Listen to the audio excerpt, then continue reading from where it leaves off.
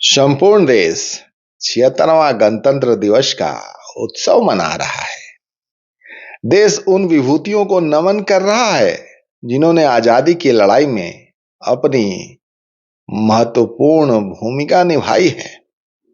आज हम खास मौके पर हजारीबाग की बात करने वाले हैं। आपको बताना चाहेंगे, संविधान निर्माण में हजारीबाग के दो विभूति ने अहम योगदान दिया है। एक हजारीबाग के पहले सांसद स्वर्गीय बाबू राम नारायण सिंह और दूसरे एकीकृत बिहार के मुख्यमंत्री स्वर्गीय केबी सहाय।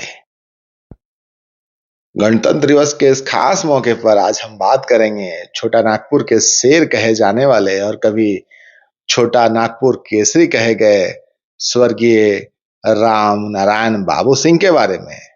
हजारीबाग का आजादी के पहले और आजादी के बाद देश निर्माण में महत्वपूर्ण योगदान रहा है। हजारीबाग से कई दिग्गज स्वतंत्रता सेनानी हुए जिन्होंने देश की आजादी में अपनी महत्वपूर्ण भूमिका निभाई है। देश जब आजाद हुआ तो संविधान निर्माण में हजारीबाग का महत्वपूर्ण योगदान रहा है। हजारीबाग के प्रथम सांसद स्वर्गीय बाबू राम नारायण सिंह, जिनकी तस्वीर आप देख रहे हैं, उनके बारे में बताना चाहेंगे। वो संविधान सभा के सदस्य हुए जिन्होंने संविधान निर्माण में अपनी महत्वपूर्ण भूमिका निभाई। विनोबा भावे के राजनीतिक विज्ञान के सेवानिवृत्त प्रोफेसर डॉक्टर प्रमोद सिंह, जो स्वर्गीय बाबू राम नारायण सिंह के पोते हैं, उनकी तस्वीर आप देख रहे हैं। वो हमें बड़े शिद्दत से सारी कहानियां सुना रहे हैं, सारी बातें डॉक्यूमेंटेशन के साथ प्रस्तुत कर रहे हैं, सच्चाई को सामने रखने की कोशिश कर रहे हैं। हम ऐसी विभूति के बारे में बात कर रहे हैं जिनके बारे में जानकारियां लोगों के पास बहुत कम उपलब्ध है। तो इस खास मौके को और खास बनाने के लिए 26 जनवरी के दिन, संविधान दिवस के दिन, हम ऐसे विभूति को नमन कर रहे हैं जिन्होंने अपना योगदान संविधान निर्माण में दिया है। स्वर्गीय राम बाबू नारायण सिंह के बारे में बताते हुए उनके पोते कहते हैं कि बाबू राम नारायण सिंह ने ही कहा था संविधान सभा में कि देश के प्रधानमंत्री को प्रधान सेवक कहा जाए और नौकरशाह लोक सेवक के रूप में जाना जाए। ऐसा इसलिए कि राजतंत्र की आत्मा कहीं लोकतंत्र में प्रवेश न कर जाए। मंत्रिमंडल को सेवक मंडल के रूप में अपनाया जाए। स्वर्गीय राम नारायण सिंह के परिजन खुद को गौरवान्वित महसूस करते हैं। उनका कहना है कि हमारे दादा ने जो सपना देखा था, जो बातें कही थी, आज के समय में चरितार्थ हो रहा है, जो उनके दूरदर्शी होने का परिचायक है, जो कि आप सुनते होंगे प्रधानमंत्री के मुख से ही प्रधान सेवक शब्द, देश का प्रधान सेवक। और यही बात संविधान सभा में स्वर्गीय बाबू राम नारायण सिंह ने कहा था। आखिर यह भी जानना जरूरी था कि उनका चयन संविधान सभा में कैसे हुआ। प्रमोद सिंह, जो उनके पोते हैं, बताते हैं आजादी के पहले वह सेंट्रल एमएलए थे। उस वक्त जो भी सेंट्रल एमएलए थे, उनका सीधा मनोनयन संविधान सभा के लिए किया गया था। हजारीबाग से दो ऐसे विभूति थे, इस कारण दोनों का चयन संविधान निर्माता सदस्य के रूप में किया गया। वो बात हम आपको आगे सुनवाएंगे। और भी बेहद महत्वपूर्ण बात जो आप सुनना चाहते होंगे और हजारीबाग के लोगों के लिए गर्व की बात है कि जिले की विभूति बाबू राम नारायण सिंह और केबी सहाय संविधान सभा के सदस्य थे। और फिलहाल हम स्वर्गीय बाबू राम नारायण सिंह के बारे में बता रहे हैं और बताते हुए ये गर्व हो रहा है कि उनके शब्द आज चरितार्थ हो रहे हैं। प्रधान सेवक शब्द प्रधानमंत्री नरेंद्र मोदी, जिसका जिक्र वो हमेशा करते हैं, यह उनके ही शब्द थे। कहा जा सकता है कि 76 साल के बाद अगर उनके विचार दिख रहे हैं तो यह उनकी दूरदर्शिता को दिखाता है। बाबू राम नारायण सिंह 1921 से लेकर 1944 तक 10 साल अलग अलग समय में जेल में रहे। बाबू राम नारायण 1927 से लेकर 1946 तक केंद्रीय विधानसभा के सदस्य के रूप में अपने विचारों से राष्ट्रवाद की धारा प्रवाहित करते रहे। संविधान सभा की प्रथम कार्यवाही 9 दिसंबर 1946 से शुरू हुई थी। संविधान सभा में उन्होंने सदस्य के रूप में पंचायती राज, शक्तियों का विकेंद्रीकरण, मंत्री और सदस्यों का अधिकतम वेतन 500 रुपये करने की वकालत की थी। एक तस्वीर में आप दो तस्वीरें देख रहे हैं। एक तो हम आपको उस कहानी को बता रहे हैं जिसके बारे में आपको जानकारी नहीं, और दूसरी उस कहानी को बताने के लिए एक और तस्वीर चल रही है जिसमें स्वर्गीय बाबू राम नारायण सिंह के पोते दस्तावेज खंगाल रहे हैं, किताबें निकाल रहे हैं, हमें समझाने की, बताने की कोशिश कर रहे हैं ताकि ज्यादा से ज्यादा महत्वपूर्ण चीजें आप तक हम ला सके। और आगे कहानी कुछ इस प्रकार है कि बाबू राम नारायण सिंह हजारीबाग से पहले सांसद बने। उन्होंने चुनाव किसी पार्टी के बैनर तले न लड़, निर्दलीय लड़ा और इस बात को बताया कि व्यक्ति विशेष होता है, पार्टी विशेष नहीं होती। आज बाबू राम नारायण सिंह के लिखे दस्तावेज का अंश संविधान में इस बात का परिचायक है कि छोटे से घर में जन्म लेने वाले की सोच इतनी बड़ी थी कि बड़े से बड़े शख्सियत उनके सामने नतमस्तक थे। वर्तमान चतरा जिले के तेतरिया गांव में 19 दिसंबर 1885 को बाबू राम नारायण का जन्म हुआ। 1952 में सांसद बनने का उन्हें गौरव भी प्राप्त हुआ।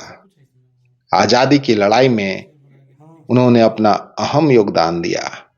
भारतीय संविधान निर्माण के बाद हस्ताक्षर और संविधान सभा सदस्य के बीच उनकी तस्वीर आज उनकी अहमियत और दूरदर्शिता को बताती है।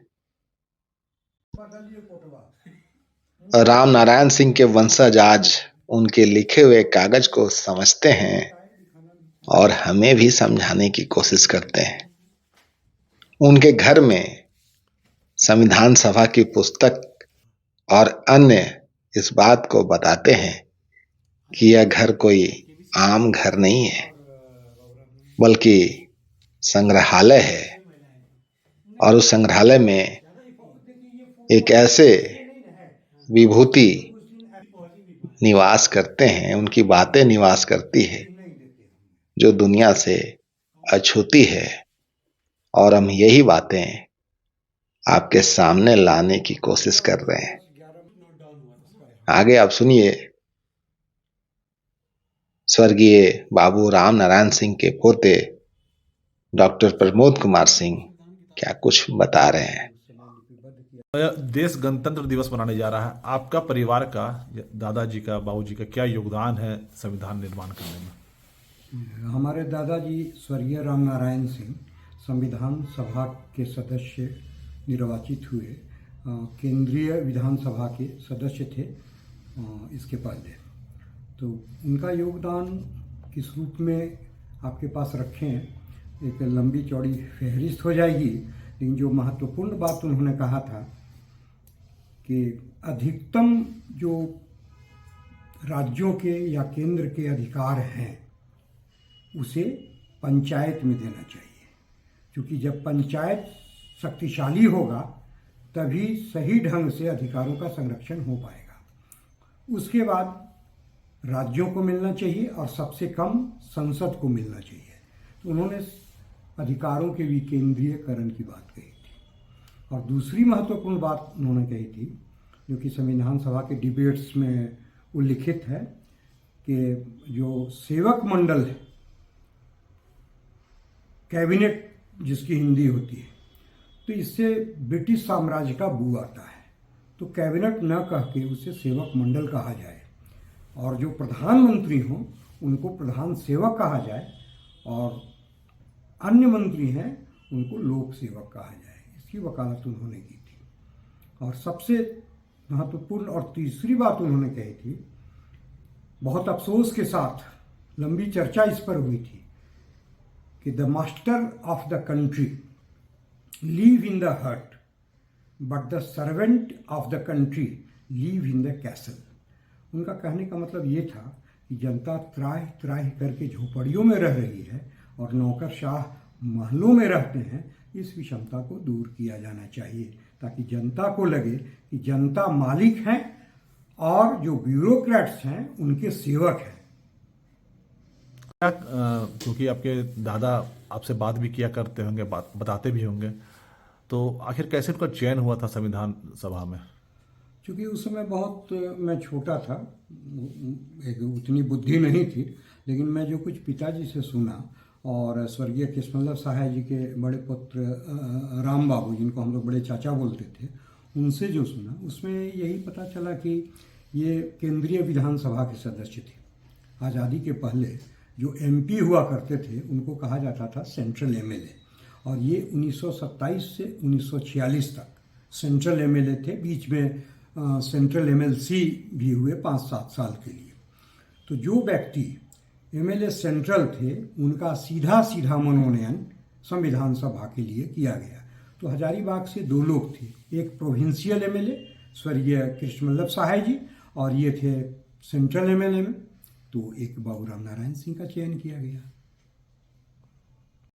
कि आप उस परिवार से हैं जिन्होंने संविधान निर्माण में अपना अहम योगदान दिया। हाँ, गर्व तो मुझे बहुत होता है, लेकिन अफसोस भी होता है कि उनकी बातों को अगर आज सही ढंग से लागू किया जाता तो समाज में इतनी विसंगतियां हैं वो नहीं होती, सब कुछ समान होता। लेकिन स्थिति कुछ ऐसी हो गई है कि उनकी बातों को बहुत ज़्यादा तरजीह नहीं दी गई और वे एक गुमनाम शहीद के रूप में विलोपित हो गए, या फिर ये कहें कि अंतर्ध्यान हो गया।